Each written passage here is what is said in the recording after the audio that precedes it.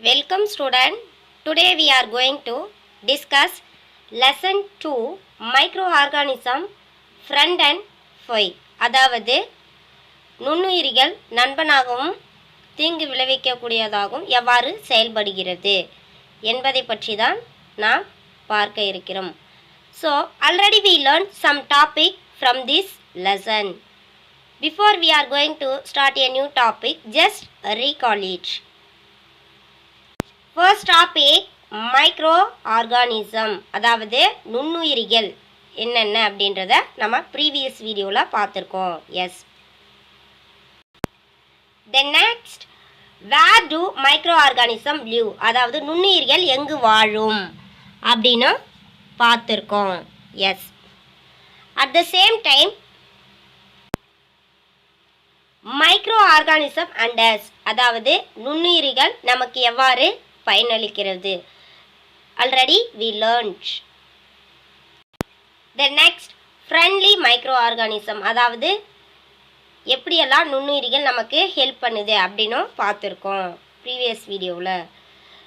The next making of curd and bread, அதாவது தயிர் மற்றும் பிரெட் தயாரிக்கிறதுல எவ்வாறு நுண்ணுயிரிகள் பயன்படுகிறது என்பதை பற்றியும் நாம் பார்த்தோம்.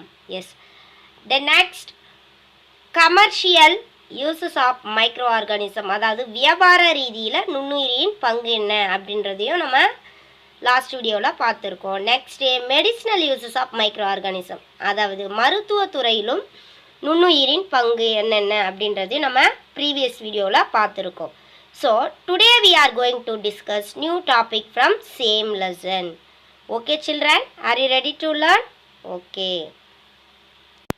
Today we are going to discuss vaccine. Vaccine தடுப்பூசி அல்லது தடுப்பு மருந்து.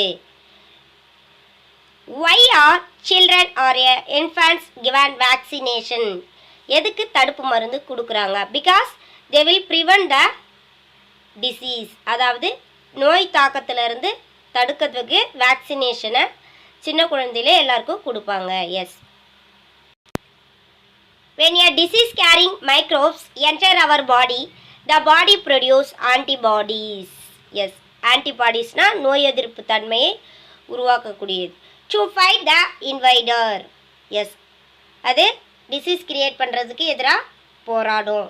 Yes, the body also remember how to fight the microbe if enters again.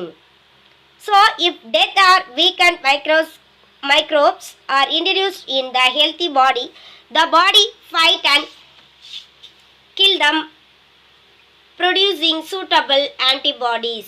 Yes, அதாவது வீக்கான ஒரு நுண்ணுயிரி நம்ம பாடிக்குள்ளே பூந்ததுன்னா ஆன்டிபாடியை செக்ரீட் பண்ண என்ன பண்ணோம், அந்த மைக்ரோப்ஸை சாகடிச்சிரும். Yes, the antibody remain in the body and we were protected from the disease causing microbes or else microorganism. Yes, அதாவது நம்மை நோய் தாக்கத்திலிருந்து பாதுகாக்கவும் ஆன்டிபாடி ஹெல்ப் பண்ணுது. ஓகேங்களா, antibodies.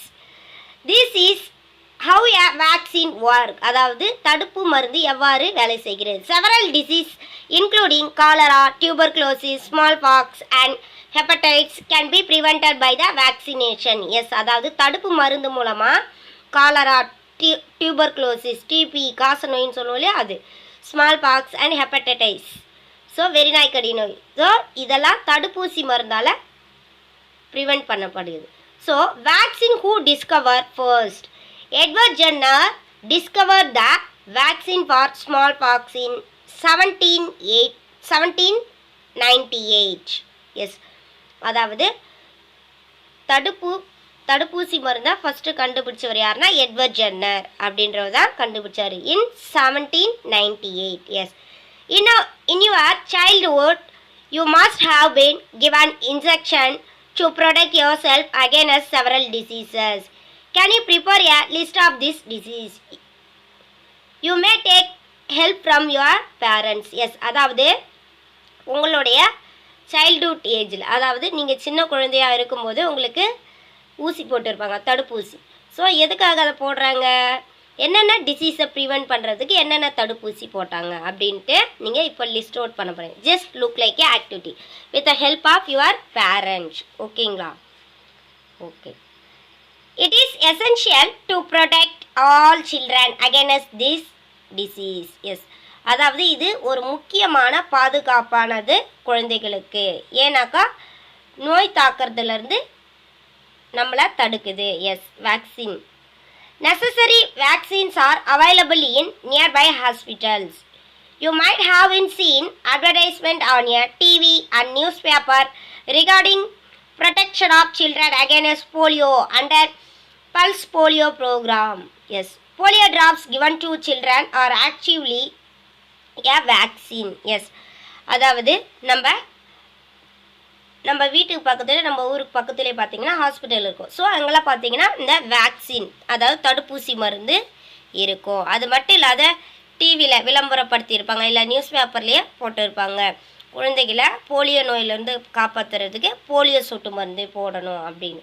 So actually it is a vaccine. அது ஒரு தடுப்பு மருந்து, நோய் தடுப்பு மருந்து. போலியோ அப்படின்ற டிசீஸை ப்ரிவெண்ட் பண்ணுறதுக்கு போலியோ ட்ராப்ஸ் போடுறாங்க. Yes, a worldwide campaign against smallpox has finally led to its eradication from most parts of world. Yes, these days vaccines are made on a large scale from microorganisms to protect human and other animals from several diseases. Yes, அதாவது தடுப்பூசி மருந்தானது அதிக அளவில் நுண்ணுயிரிலிருந்து தான் பெறப்படுகிறது.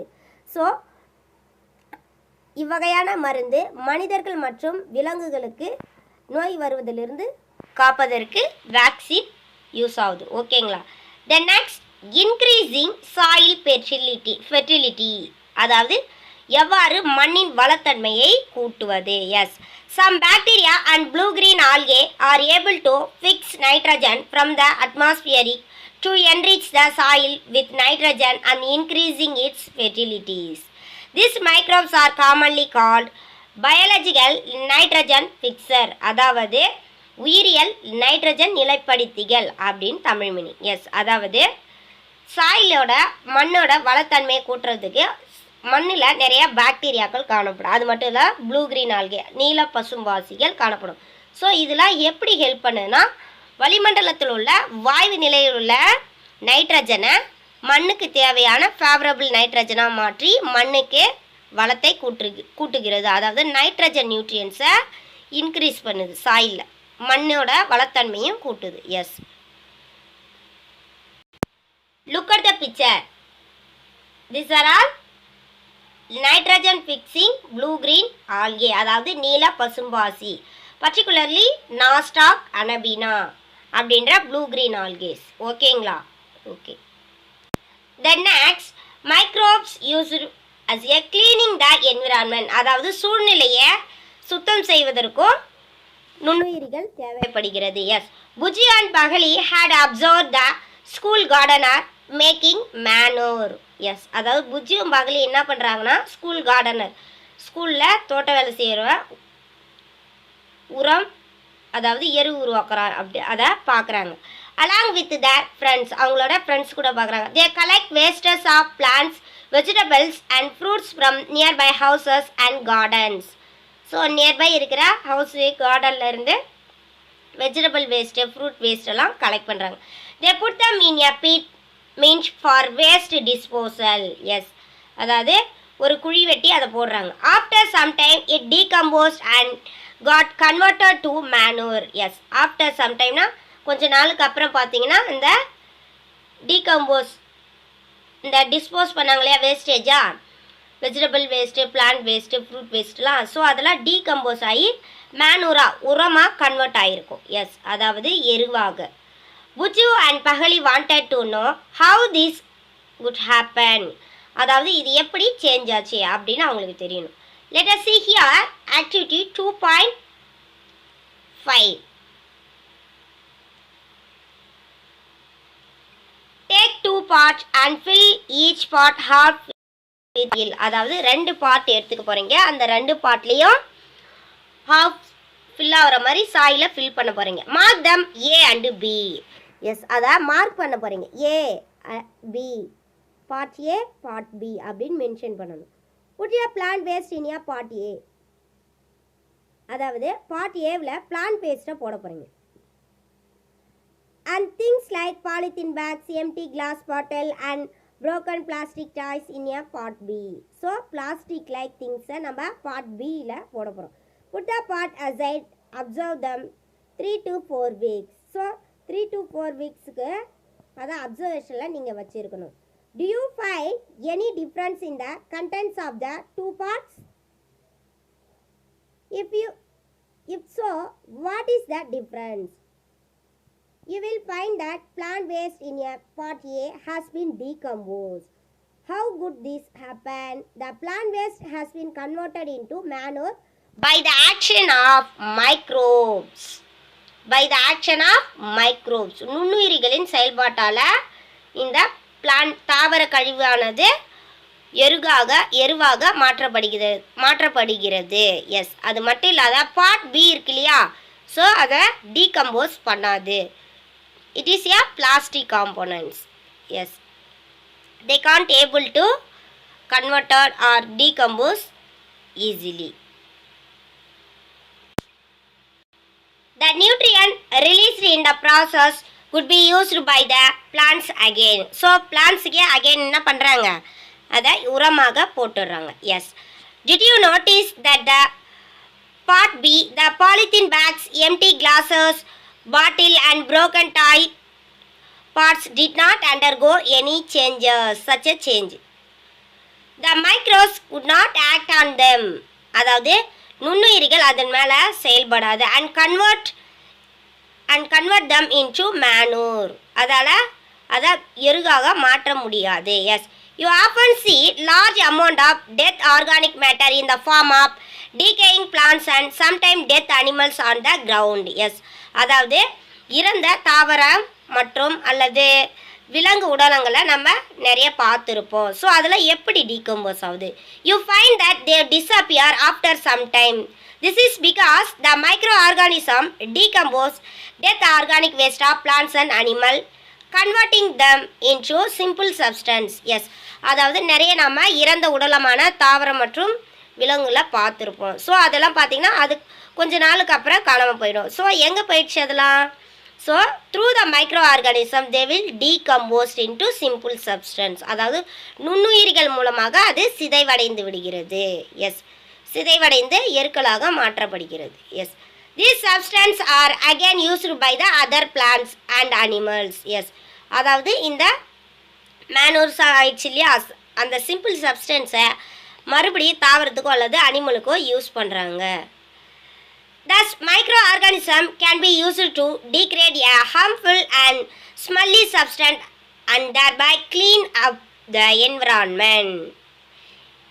Yes, அதாவது நுண்ணுயிரிகளானது தீங்கு விளைவிக்கக்கூடிய பொருட்களை சிதைத்து, அதாவது துர்நாற்றம் வீசக்கூடிய சப்ஸ்டன்ஸை சிதைத்து சூழ்நிலையை சுத்தப்படுத்துகிறது.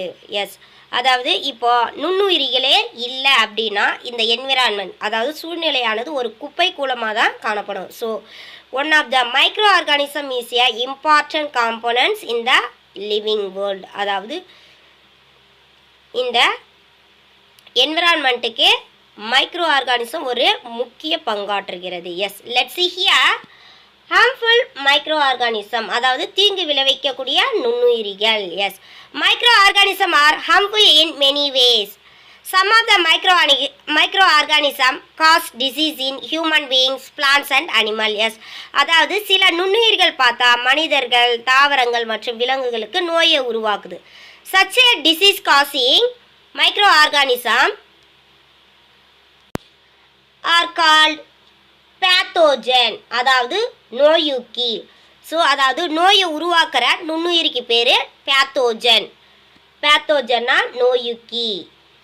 Some micro organism spoil food, clothes and leathers.